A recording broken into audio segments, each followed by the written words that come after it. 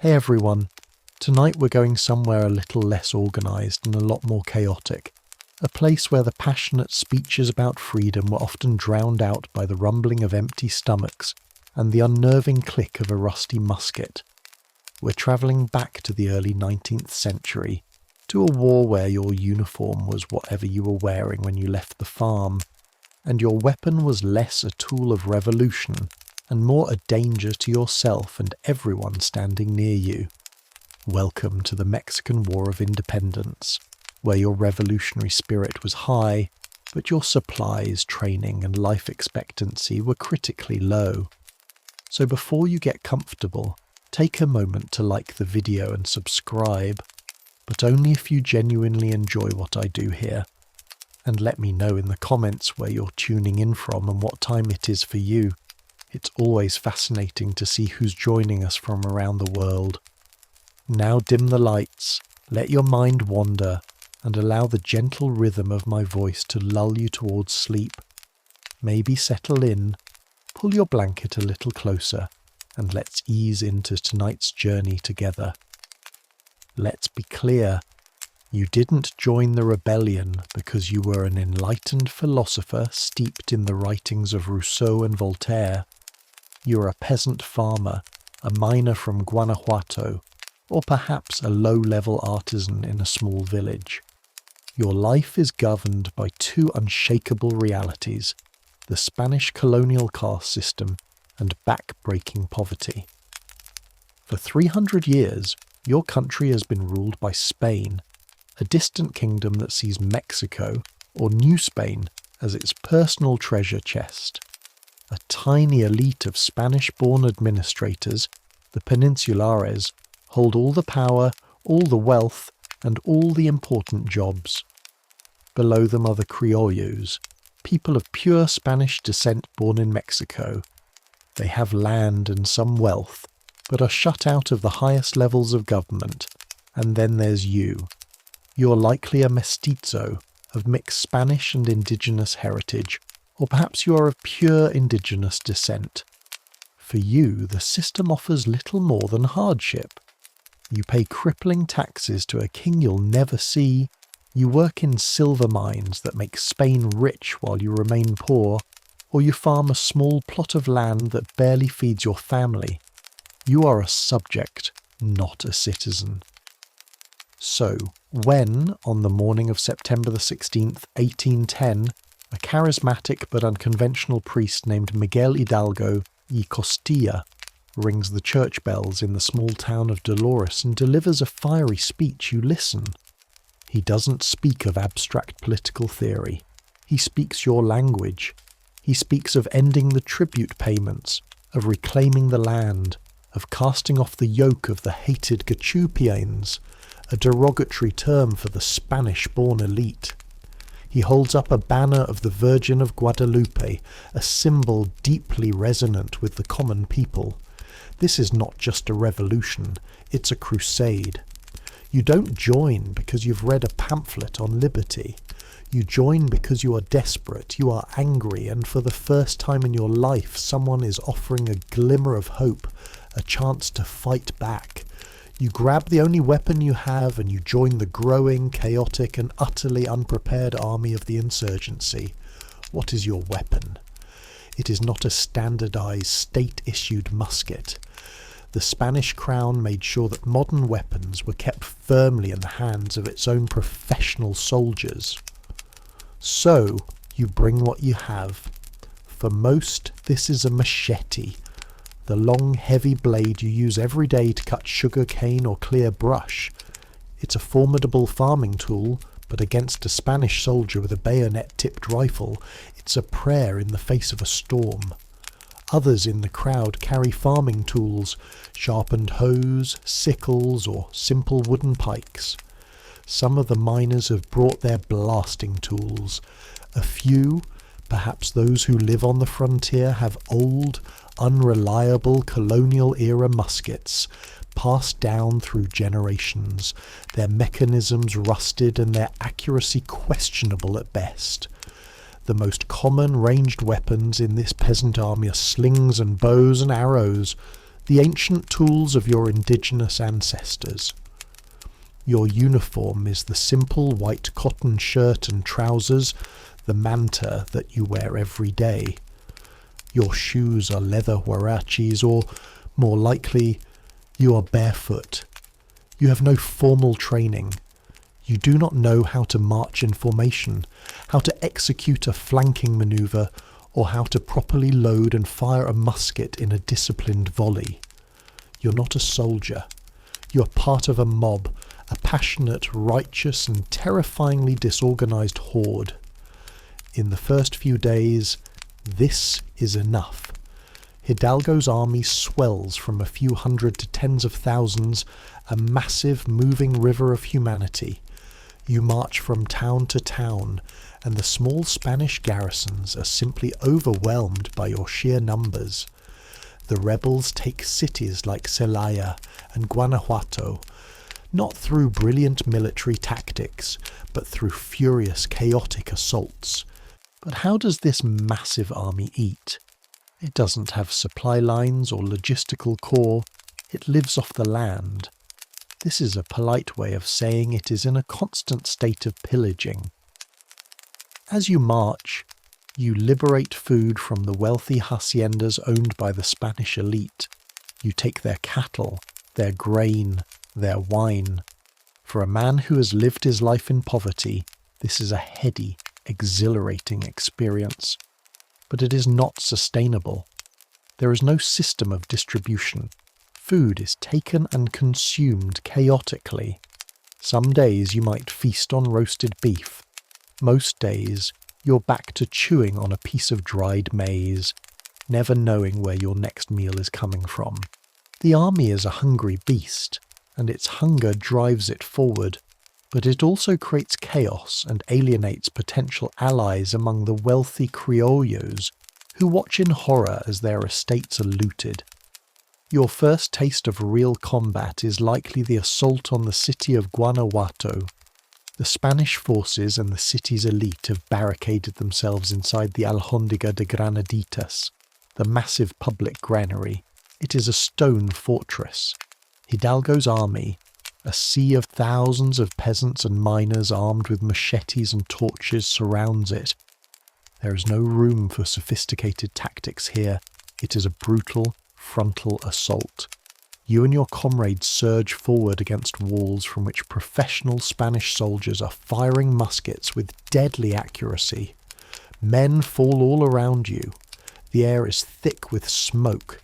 The screams of the wounded and the furious war cries of the insurgents. The rebellion is fueled by passion, but passion is a poor shield against lead balls. The rebels win the day, but only after a local hero, a miner nicknamed El Pipila, reportedly straps a large stone slab to his back as a shield, crawls to the wooden gates of the granary and sets them on fire. The insurgent horde pours in, and the battle devolves into a brutal massacre. This is not the glorious, clean warfare of paintings. It is a chaotic, bloody, and terrifying melee. You fight with your machete in close quarters, a desperate, hacking struggle for survival. You might survive this battle, but you see firsthand the cost of fighting a professional army with nothing but rage and farm tools. You learn that revolutionary fervour can win a city, but it cannot stop a bullet. The initial successes of the rebellion create a powerful sense of invincibility, but it is a fragile illusion. Soon the Spanish crown sends its professional armies, the royalists, to crush the uprising. And now you see the terrifying difference between a mob and an army. The royalist soldiers are disciplined. They wear uniforms. They march in perfect, tight formations. They are equipped with modern, reliable muskets, and they are trained to fire in devastating, synchronized volleys. They have cavalry, soldiers on horseback who can charge and break a line of infantry with terrifying speed and force. Your army has none of this. When you face the royalists on an open battlefield, such as at the Battle of Calderon Bridge, your numerical superiority means very little. Your commanders, often priests like Hidalgo and Morelos, are charismatic leaders, but not trained military strategists. Your army cannot hold a disciplined line. When the Spanish cannons begin to roar, there sound a deep, earth-shaking thunder you've never heard before, panic begins to set in. When the royalist infantry advances, a steady, implacable wall of steel and blue uniforms, and fires a volley, the effect is devastating. Hundreds of your comrades fall at once. Your own rusty musket might misfire, or you might not even have time to reload it. And then comes the cavalry charge. A wave of men and horses, sabres flashing, thunders into your disorganized ranks. A peasant with a machete stands no chance against a trained cavalryman. The rebel line breaks, and the battle turns into a rout. You are running for your life, not as a soldier in a tactical retreat, but as a terrified man, hunted through the fields by professional killers. This is the grim reality of your war. Your victories are bloody, chaotic sieges. Your defeats are catastrophic slaughters on the open field. Being a rebel is not a story of glory. It is a story of survival against impossible odds. After the initial chaotic victories and the subsequent crushing defeats, the first chapter of the rebellion comes to a grim and predictable end. In 1811, Hidalgo and the other primary leaders are captured by the Spanish. They are defrocked, excommunicated by the church, and executed. Their heads are placed in iron cages and hung from the four corners of the Alhóndiga de Granaditas in Guanajuato, the very site of their bloodiest victory. It is a brutal message from the Spanish crown. This is what happens to rebels. For you, a survivor of the shattered army, this is a moment of profound despair. Your leader is dead, his head now a warning to all who might dare to dream of freedom. The great horde has disintegrated. Many of your comrades have deserted, melting back into the countryside, hoping to be forgotten. Others have been captured and now face a firing squad. You're left with a choice: surrender and face an uncertain mercy, or continue the fight. You choose to fight. The rebellion is not dead. It has simply changed. The leadership passes to another priest, José María Morelos, a man with the strategic mind that Hidalgo lacked. Morelos understands that a peasant mob cannot defeat a professional army in open battle. He transforms the rebellion. Instead of a single, massive horde, the insurgency splinters into smaller, more disciplined guerrilla bands. You are now a guerrillero. Your life is no longer one of marching in a vast river of people. It is a life of shadows, of stealth, and of constant gnawing uncertainty. You operate in the rugged, mountainous terrain of southern Mexico, a landscape of deep canyons, thick forests, and remote villages that becomes both your fortress and your prison.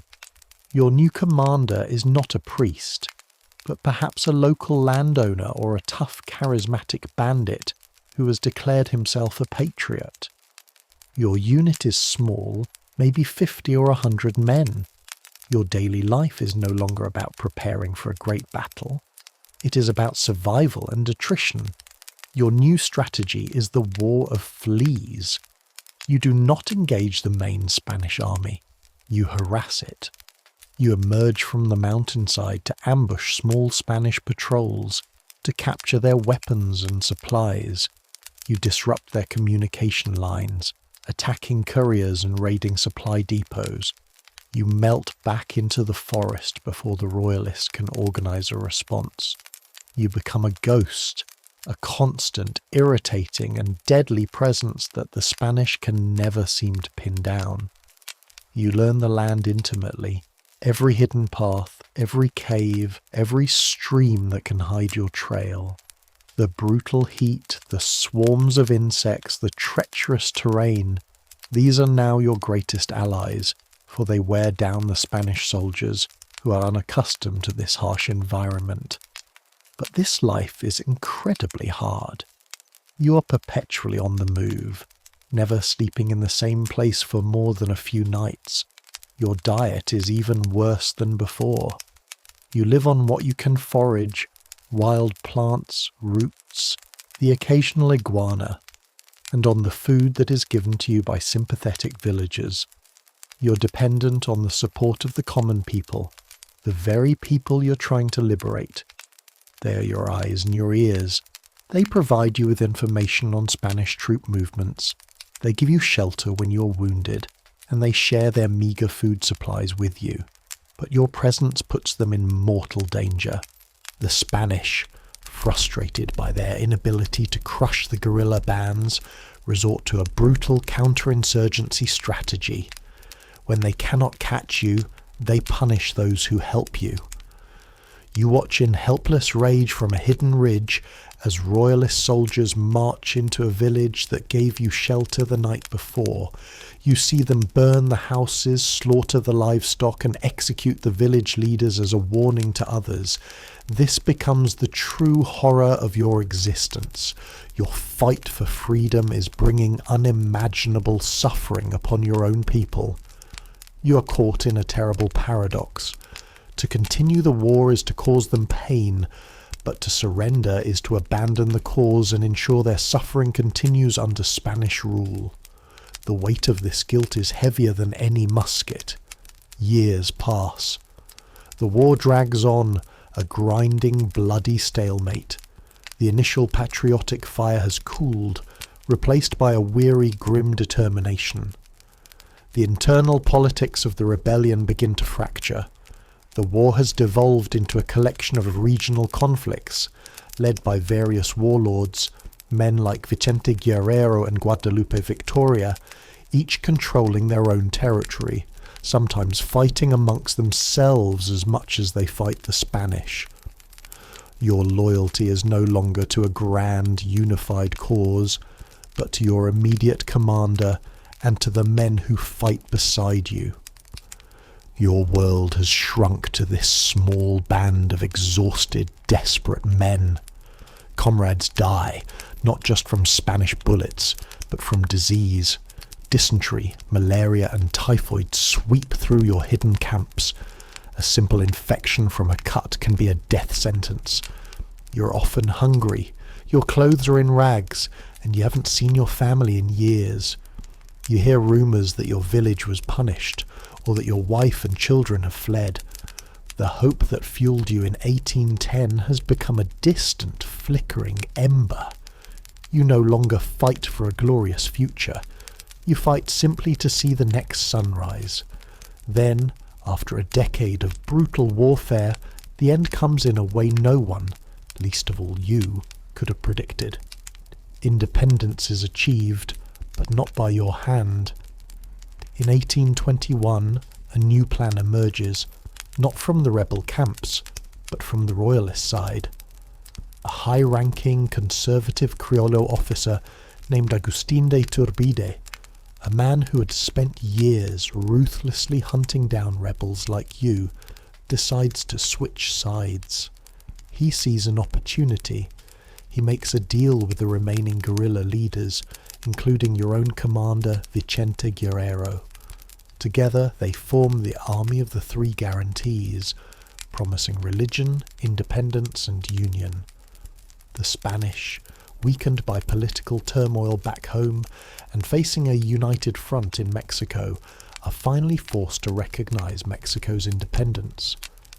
There is no final glorious battle for you to fight. The war ends with a political pact, an agreement made between the elites you once fought against and the rebel leaders who have survived. Suddenly, you are told the war is over. Mexico is free. But what does this freedom mean for you? You, the peasant, the miner, the man who bled for this cause for 10 long years. You watch as Iturbide, your former enemy, marches into Mexico City and declares himself Emperor of Mexico. The Peninsulars are gone, but they have been replaced by the Criollo elite. For you, on the ground, little has changed. You are still poor, you are still landless. The social structure that kept you at the bottom is largely still in place. You have survived, which is a miracle in itself. But you're a ghost, a forgotten soldier of a revolution that was ultimately co-opted by the very class of people you sought to overthrow. It sucked to be a rebel during the war, and in many ways it still sucked to be one after it was over. You were the fuel for the fire of independence, but the warmth of its victory was reserved for others.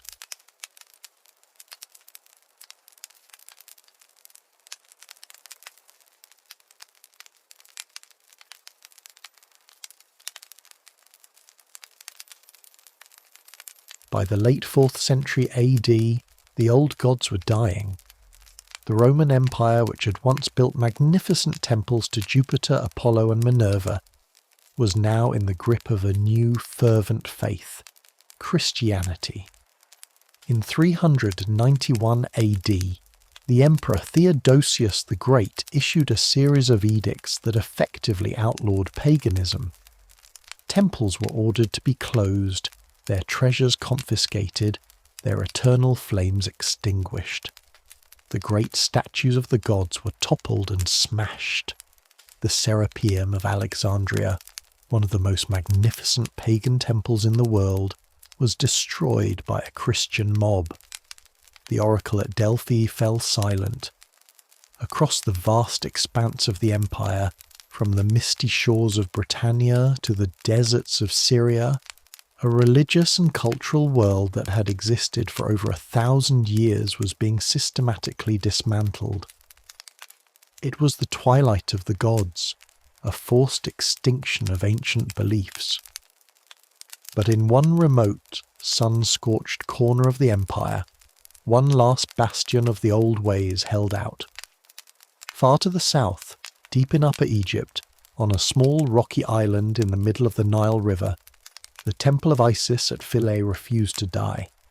Protected by its isolation and by the fierce loyalty of the local tribes, this beautiful, elegant temple complex became the final sanctuary of the ancient Egyptian faith, a place where the old gods were still worshipped openly, long after they had been silenced everywhere else.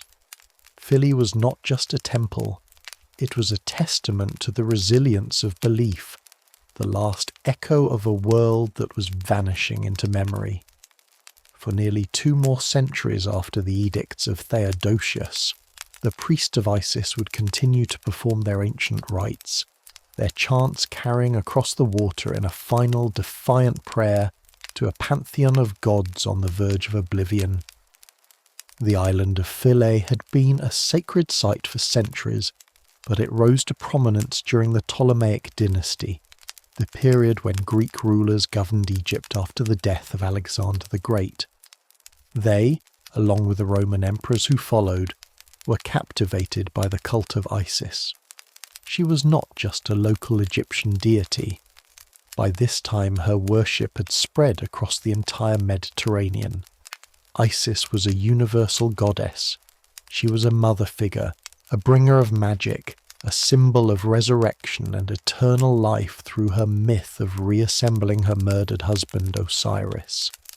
She offered a promise of personal salvation and comfort that resonated deeply in the turbulent Roman world. Her temple at Philae became a major pilgrimage site, attracting devotees from as far away as Rome and Greece. The temple complex itself was a masterpiece of late Egyptian and Greco-Roman architecture. Graceful colonnades lined the approach, their capitals carved in the shape of papyrus and lotus flowers. The walls were covered in intricate, beautifully preserved reliefs, depicting the pharaohs making offerings to Isis, Horus and Osiris. The atmosphere on the island was one of profound peace and sacred mystery. The sound of the Nile flowing past, the shade of the palm trees, the scent of lotus blossoms and incense. It was a world away from the rigid dogmatic shifts occurring in the rest of the empire. Here, time seemed to move differently, governed by the ancient rhythms of the river and the stars. The priests and priestesses who served the temple were the keepers of this ancient flame. They were not just religious functionaries, they were scholars, astronomers, and healers. They knew the ancient hieroglyphic script, which by this time was a dying language, understood only by a select few. They maintained the temple's vast library of papyrus scrolls, containing thousands of years of accumulated knowledge on theology, magic, and medicine. Their daily life was one of ritual. They would awaken before dawn to perform the opening of the shrine, a ceremony where the statue of the goddess was cleansed, clothed in fine linen, and anointed with perfumed oils. They made offerings of bread, beer, wine, and flowers throughout the day, their chants echoing through the stone halls. They were living links to a tradition that stretched back to the time of the pyramids. What allowed this isolated pocket of paganism to survive for so long? The answer lies not just in its remoteness, but in politics. The temple at Philae was of immense importance to the nomadic tribes who lived in the desert south of Egypt, the Blemis and the Nobatai. These tribes, though often a thorn in the side of the Roman administration, had a long-standing treaty that guaranteed them the right to worship at Philae. They would make annual pilgrimages to the island, bringing tribute and making offerings to Isis, whom they revered. For the Roman governors of Egypt, maintaining this treaty was a matter of pragmatic border security. Allowing the tribes to continue their worship was a small price to pay for peace on the empire's southern frontier, and so the Temple of Isis at Philae existed in a kind of protected bubble, a diplomatic anomaly that allowed the old faith to breathe, even as the Christian empire sought to suffocate it everywhere else. This fragile peace allowed the temple to become the very last place in the known world where the ancient Egyptian hieroglyphs were still being carved, the last testament of a civilization's voice. As the 5th century dawned and the Western Roman Empire began to crumble under the weight of barbarian invasions and internal decay, the Temple of Isis at Philae became a living anachronism. It was a fossil from a bygone age, preserved in the warm, dry air of the Nubian frontier. While Christian theology was being debated in great councils in Nicaea and Chalcedon, the priest at Philae was still meticulously tracking the movements of the stars to determine the dates of festivals for Osiris. While magnificent new churches were rising in Constantinople and Rome, the masons at Philae were carving the last known inscriptions in the sacred hieroglyphic script. One of these, known as the Graffito of Ismetakom, is dated August 24th, 394 AD. It is a short, simple prayer carved by a priest in honour of the god Mandulis. It is widely considered to be the very last authentic hieroglyphic inscription ever made, the final whisper of a written language that had endured for over 3.5 millennia. Imagine the hand of that priest, carefully carving the sacred symbols, knowing that he might be one of the last people on earth who could still read them, that the vast, complex world of his ancestors was fading into incomprehensibility. Life at the temple during this period must have been one of quiet, dignified decline. The great pilgrimages from across the Mediterranean had ceased long ago. The flow of wealth and offerings from the imperial court was a distant memory. The temple now relied solely on the devotion of the local tribes and its own dwindling resources. The priests, once part of a vast interconnected network of temples across Egypt, were now isolated. their numbers shrank. It must have been a struggle to find young acolytes willing to undertake the years of rigorous training required to learn the ancient rituals and the complex script. Why devote your life to a faith that the rest of the world now considered a demonic superstition? And yet, they persisted. They continued the daily rituals, the festivals, the sacred dramas of Isis and Osiris, performing them not for vast crowds, but for a small, faithful handful and for the gods themselves. The world outside, however, was closing in.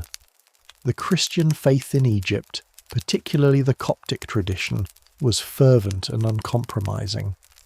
The powerful bishops of Alexandria viewed the continued existence of an active pagan temple within their territory as an intolerable insult to their faith. They saw Philae not as a historical treasure, but as a festering wound of idolatry, a nest of demons that had to be cleansed. Throughout the 5th and early 6th centuries, pressure mounted. Zealous monks and local bishops likely made attempts to preach to or intimidate the pagan worshippers. Skirmishes may have broken out between the Christian communities downstream and the Blemmyes and Nobbatai tribes who protected the temple. For the priests on the island, every passing year must have brought a greater sense of foreboding. They were the last guardians of a dying world, and they knew their time was running out. The final blow came not from a local bishop, but from the heart of the Christian Empire itself, Constantinople. The Byzantine Emperor Justinian I, who reigned from 527 to 565 AD, was a man of immense ambition and unshakable Christian piety. He was determined to unify his empire under a single law, a single culture, and a single faith. For Justinian, the continued existence of an openly functioning pagan temple, even one in a remote corner of Egypt protected by a treaty, was an unacceptable contradiction to his vision of a universal Christian empire. The fragile peace that had protected Philae for so long was about to be shattered by imperial decree. Around the year 537 AD, Justinian issued the order. He dispatched a general named Narses to Philae with a contingent of Byzantine soldiers. Their mission was clear: to permanently close the temple of Isis, put an end to the pagan rituals, and bring the last outpost of the old religion under the authority of the Christian state. The arrival of the soldiers must have been a sombre, dramatic moment. There is no record of a violent battle. The small community of priests and local worshippers were in no position to resist the military might of the Byzantine Empire. Narses and his men would have marched into the sacred courtyards, their armour and Christian standards a stark contrast to the ancient reliefs of pharaohs and gods. The temple was officially desecrated. The priests were arrested, their fate unknown. They may have been imprisoned or simply scattered. These sacred statues of Isis and the other gods, which had been worshipped for centuries, were seized. Some were likely destroyed on the spot, smashed to pieces as idols. Others may have been shipped to Constantinople as trophies, symbols of Christianity's final triumph over paganism. The temple's vast library of irreplaceable papyrus scrolls was likely confiscated or burned, a catastrophic loss of ancient knowledge. With the priests gone and the divine images removed, the eternal flame of the temple was extinguished for the last time.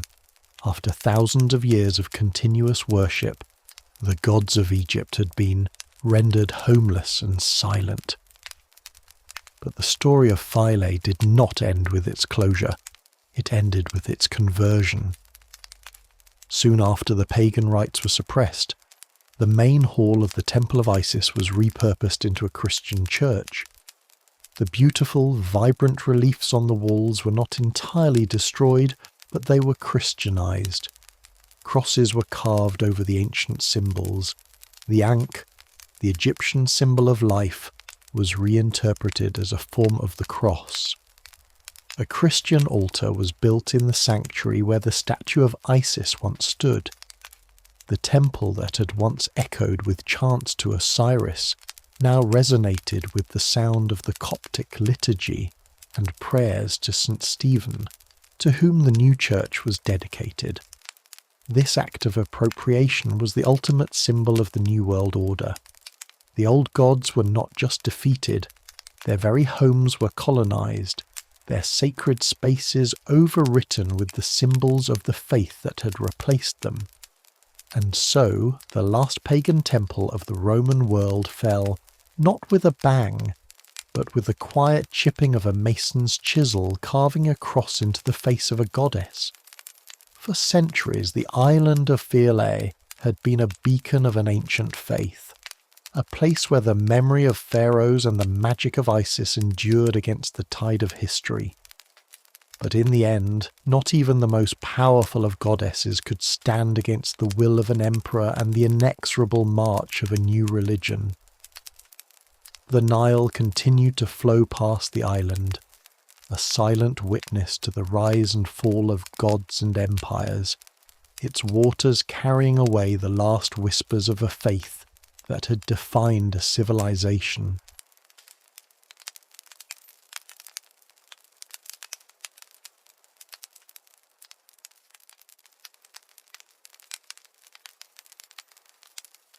In the vast vertical world of the Andes, the earth is never truly still.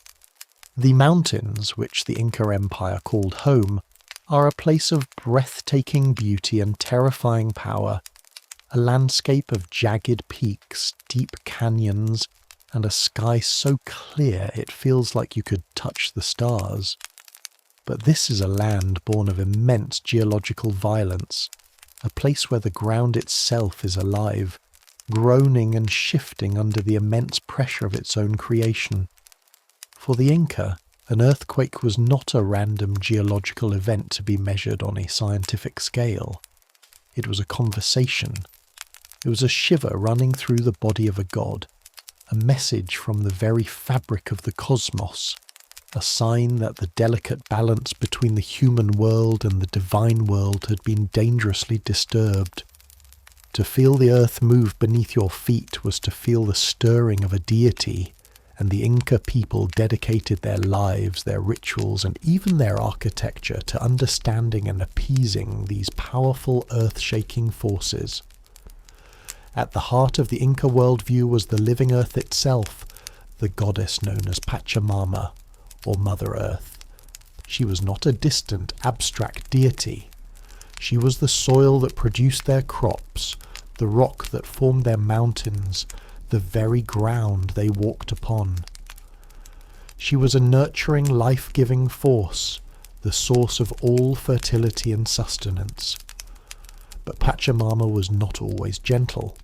She was a deity of immense and unpredictable power, and her temper could be devastating. The Inca believed that an earthquake was Pachamama physically moving. She might be turning over in her sleep, stretching her great terrestrial limbs, or more terrifyingly shaking with rage. A tremor was a direct expression of her state of being. The ground did not shake, she shook. And if Pachamama was restless, it was almost always because humanity had done something to upset the sacred balance, the state of cosmic harmony known as Ini, a principle of reciprocity that governed the relationship between humans, nature, and the gods. What could anger a goddess as powerful as Mother Earth? The Inca believed that the actions of mortals had a direct impact on the spiritual world. A community's moral or spiritual impurity could be a primary cause, a crime that went unpunished, a social taboo that was broken, or an act of disrespect towards a sacred person or place could create a ripple of disharmony that would eventually manifest as a physical cataclysm. An earthquake could be a divine punishment, a way for the earth to cleanse itself of the spiritual filth of human transgression. The Sapa Inca, the emperor, was seen as the son of the sun god Inti, and the central pillar of this cosmic balance. If the emperor grew weak, corrupt, or failed to perform his ritual duties correctly, the entire empire could be seen as being in a state of imbalance, and Pachamama might stir in protest. A tremor in a distant province could be interpreted as a direct commentary on the spiritual health of the court in Cuzco. Disrespect for the dead was another grave offence that could provoke the earth's fury. Ancestor worship was central to Inca life. The mummified bodies of deceased emperors and nobles known as malki were not seen as lifeless remains. They were considered living entities, powerful conduits to the spirit world. They were housed in magnificent temples, dressed in fine textiles, offered food and drink, and even brought out on ceremonial litters to participate in public festivals.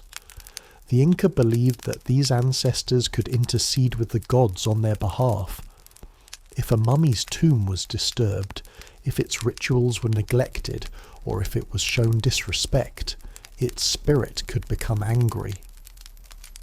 This anger could manifest in many ways: famine, disease, or by appealing to other deities to unleash their power.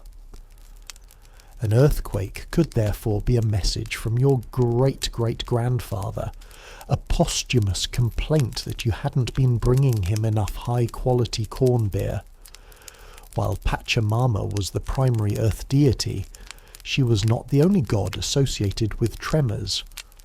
On the coast of modern-day Peru, long before the Inca conquered the region, a powerful creator god named Pachacamac was worshipped as the Earth Maker, or he who animates the world. He was a god of creation, but also of destruction.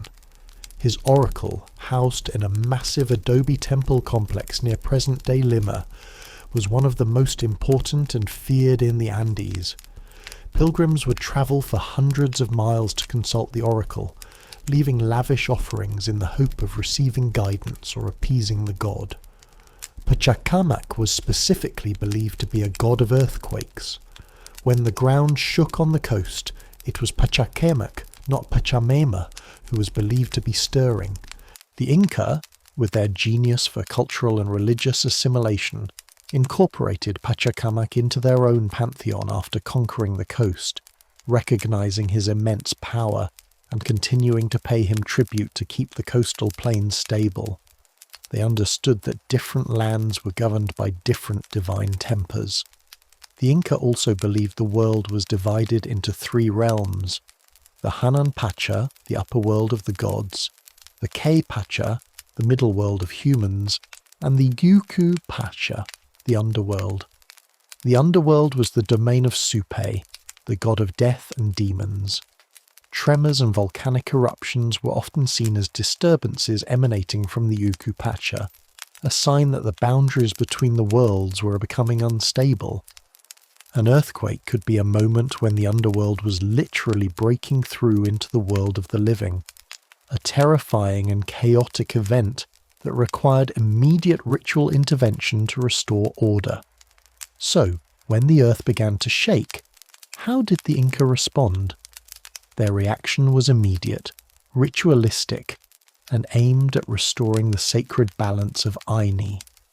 The first response was one of collective humility and prayer. People would rush out of their homes into open spaces, prostrating themselves on the ground, weeping and crying out to the gods.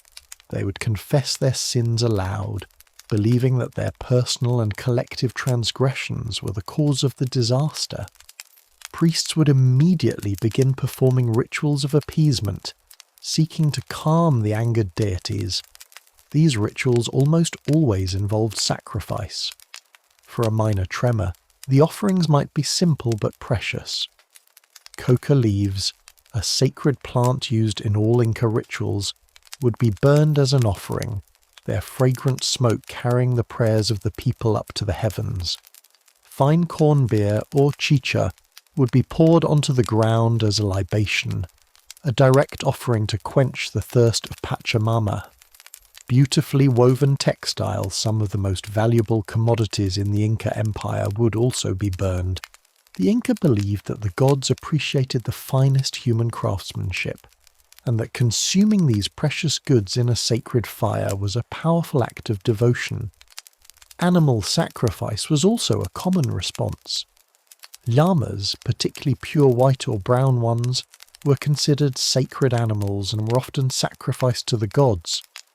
Guinea pigs, or kai, were also frequently used as offerings. The entrails of the sacrificed animals would be read by priests to divine the continued will of the gods and to see if the offerings had been accepted. But for a truly devastating earthquake, or as a preventative measure during times of great cosmic anxiety, the Inca would turn to the most powerful and sacred offering they possessed, a human life. This practice, known as the capacocha, was the ultimate ritual sacrifice, reserved for moments of extreme crisis or importance. The victims of the capacocha were not prisoners of war or slaves. They were children, chosen from across the empire for their physical perfection and purity. They were considered the most perfect offerings, unblemished by the corruptions of the world. To be chosen was a great, if tragic, honour for the child's family. The chosen children would be brought to the capital city of Cuzco, where they would be honoured in great ceremonies, meeting the Sapa Inca himself. From there, they would embark on a long, solemn pilgrimage, sometimes lasting for weeks or months, to a high mountain peak, or Apu. These snow-capped peaks were considered powerful deities in their own right, the sacred guardians of the empire. Accompanied by priests, the children would ascend the mountain, chewing coca leaves to ward off altitude sickness.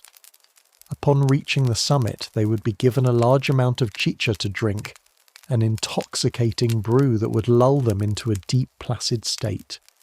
Then, they were either left to die of exposure in the freezing cold, or killed by a swift blow to the head, and buried in a stone-lined chamber alongside offerings of fine textiles, gold and silver figurines, and pottery. This was the ultimate gift to the gods, a pure soul sent to intercede on behalf of humanity, a sacrifice intended to restore harmony and appease the earth itself. The Inca did not only rely on ritual to contend with their shaking world, they also used their legendary engineering skills. Inca architecture is famous for its astonishing resistance to seismic activity. In a land where earthquakes were a constant threat, they developed building techniques that allowed their structures to endure. The most famous of these is their masterful stonework. Inca masons worked with massive stones, some weighing over 100 tons, which they cut with such precision that they fit together perfectly without the use of mortar. The stones of a wall were often cut in polygonal shapes, fitting together like a complex puzzle. This technique, combined with a slight inward inclination of the walls, made the structures incredibly stable. During an earthquake, the stones could dance or shift, moving with the tremor and then settling back into place without collapsing. It was a form of architectural flexibility, a silent acknowledgement that it was better to move with the power of the earth than to rigidly resist it. Their buildings were not just built upon the land, they were built in conversation with it, a practical form of respect for the living, breathing entity that was Pachamama. For the Inca, an earthquake was never just a natural disaster. It was a sacred event, a terrifying and meaningful expression of the cosmic forces that governed their existence. It was the breath of a goddess, a warning from the ancestors, a crack in the fabric of the universe that had to be mended with prayer, with sacrifice, and with a profound and abiding respect for the living, powerful earth beneath their feet.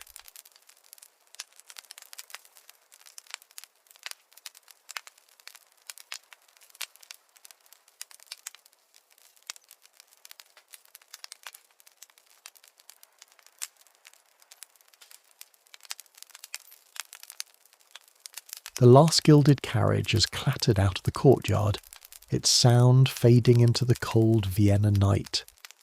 The final strain of a minuet played by the court orchestra has dissolved into silence. The emperor and his royal guests, their bellies full of roasted swan and their minds swimming in fine Hungarian wine, have retired to their opulent chambers. For them, the night is over. For you, the night is just beginning. You're not a duke or a lady in waiting.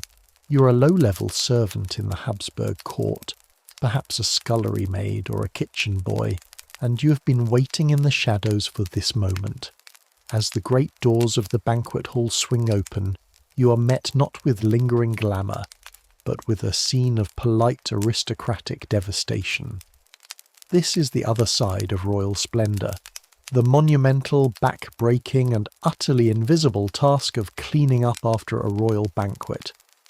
The great hall, which hours ago glittered with hundreds of beeswax candles and the jewels of 100 nobles, is now a warm, hazy mess.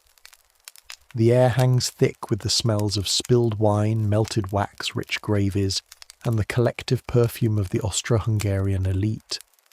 The long tables, draped in what were once pristine white damask tablecloths, are now battlefields of debris. Silver platters are smeared with sauce, golden goblets are sticky with wine dregs, and half-eaten pastries lie abandoned next to piles of discarded bones. The floor is a treacherous landscape of spilled drinks, dropped morsels of food, and mud tracked in from the palace gardens. Your job, and the job of a small army of servants, is to make all of this disappear before the sun rises, to erase every trace of the night's indulgence and restore the hall to its immaculate imperial perfection. The clean-up is not a chaotic scramble.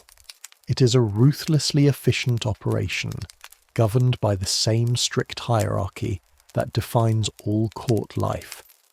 The Hofmarschall, or Major Domo, a severe man in a powdered wig who seems to never sleep, directs the entire process with a series of sharp gestures and low commands. There is no shouting, only the quiet, urgent hum of work. The first to enter the hall are the higher-ranking footmen. Their task is to secure the valuables.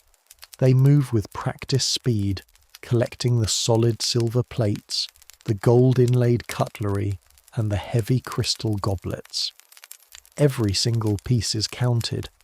A missing silver spoon is not just a loss, it is a potential crime, an accusation of theft that could see a servant flogged or dismissed without a reference.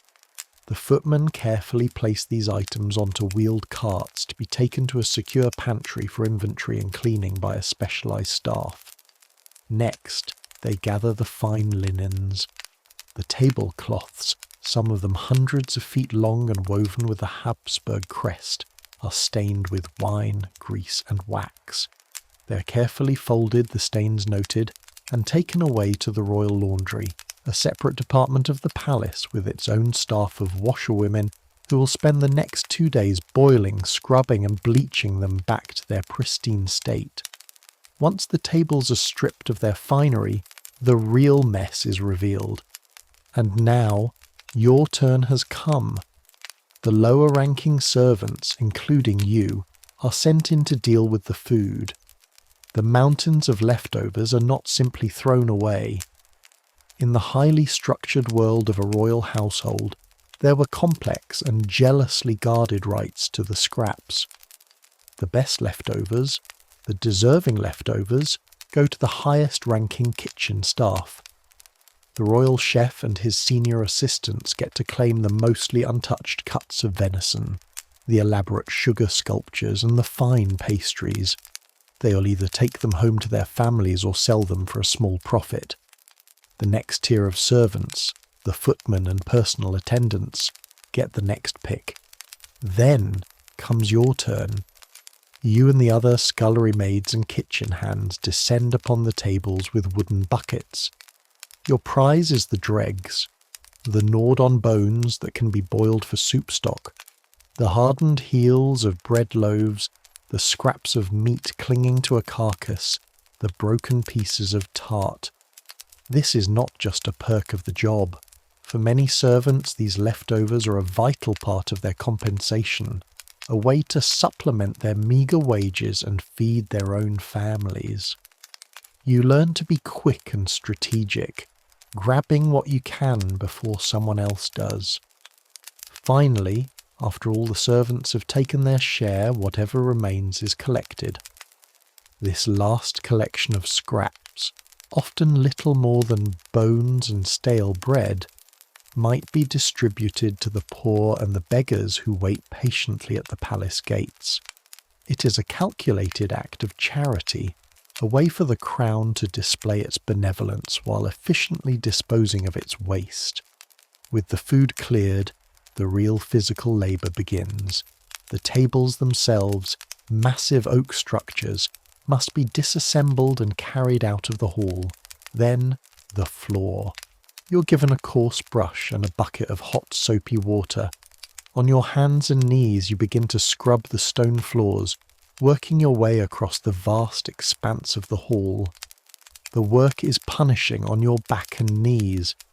You scrub away the sticky patches of spilled wine, the grease spots from dropped meat, and the grime left by hundreds of pairs of fine leather shoes. While you're scrubbing the floor, others are tasked with the monumental job of washing the dishes. You are led to the scullery, a vast, steamy, chaotic chamber in the palace cellars. Here, hundreds, if not thousands, of plates, pots and pans are stacked in precarious towers. The air is thick with steam and the smell of harsh lye soap. Your station is a large stone sink filled with hot water, heated by a massive nearby stove. Your job is to scrub. You use sand or rough bundles of straw to scrape the hardened food from the pewter and ceramic plates. Your hands are plunged into the hot, greasy water for hours, becoming red and raw. There is no dishwasher, no modern detergent. There is only sand, soap, and endless repetitive scrubbing. The noise is deafening. The clatter of plates, the shouting of the head scullery maid, the hiss of the stoves. You work until your arms feel like lead and your fingers are numb. And there are other, less obvious messes to contend with. The hundreds of beeswax candles that lit the banquet have dripped wax everywhere. Servants move through the hall with small metal scrapers, carefully chipping the hardened wax from the silver candelabras, the tables, and the floor. This wax is not discarded. It is collected, melted down, and reformed into new candles. In the world of the palace, everything is recycled. Then there is the most unpleasant task of all, one reserved for the lowest of the low. Royal palaces in the 18th century did not have modern plumbing. Guests who needed to relieve themselves would be escorted to small antechambers containing ornate chamber pots, looked after by designated servants. It falls to someone to empty and scrub these pots. A foul and humiliating task performed in the dead of night. Finally, after hours of grueling work, a stillness begins to settle over the great hall. The floors are clean and gleaming faintly in the moonlight that streams through the high arched windows. The tables are gone. The smell of food and wine has been replaced by the clean scent of soap and damp stone. The major domo makes one final inspection, his sharp eyes missing nothing. If he is satisfied, you are dismissed. You and the dozens of other invisible labourers trudge back to your shared quarters, often a small cramped room in the attic or the cellar of the palace. You are given your share of the leftover bread and perhaps a bit of cheese. You eat it quickly, your body aching with a fatigue so deep it feels like it has settled in your bones. You have only a few hours to sleep before you must wake up before dawn to begin the preparations for the next day, polishing the silver, lighting the fires, and getting the entire magnificent glittering machine of the royal household ready to run all over again. You're the ghost in the machine, the silent, exhausted engine that powers the splendour of the empire,